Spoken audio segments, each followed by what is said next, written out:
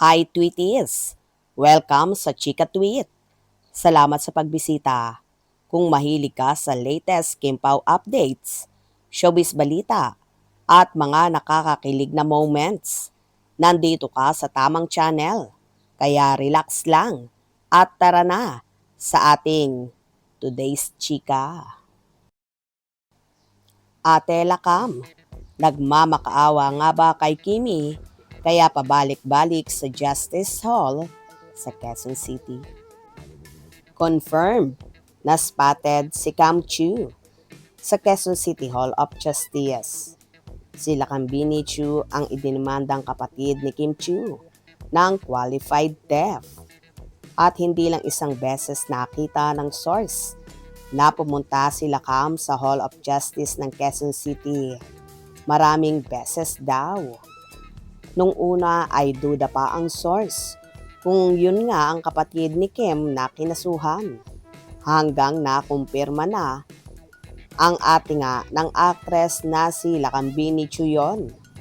May nag-advise raw kasi sa dating guardian ni Kim na lalabas na ang resolution ng demanda ni Kim.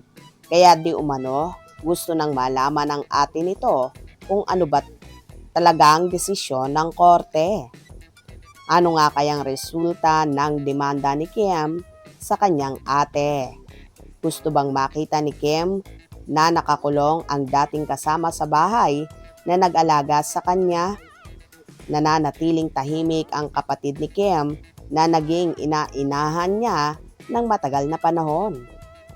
Bago kinasuhan ng qualified theft na di umano'y nasagot at nailahad naman daw ng maigi sa korte.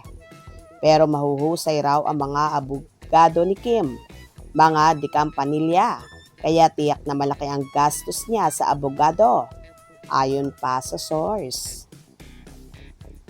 Nagmamakaawa kaya ba si Ate Lakam kay Kim kung kaya't pabalik-balik ito sa Hall of Justice at umaasa siyang mapapatawad siya ng nakababatang kapatid? Ano kaya nga ba ang kahantungan ng demandahang ito na kung iisipin mo ay nakakalungkot talaga?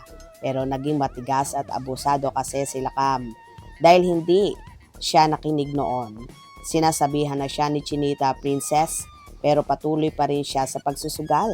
Kaya naman napuno na rin ang TV host actress at ginawa na niyang nararapat para na rin matigil ang pagiging sugarol ng nakatatandang kapatid. Sana naman maging maayos na rin ang lahat at magkasundo na lang ulit sila.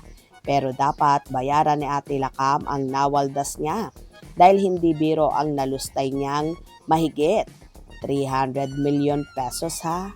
Kayo, ano ang magiging reaction nyo regarding dito? Hope you enjoyed. Please subscribe for more info.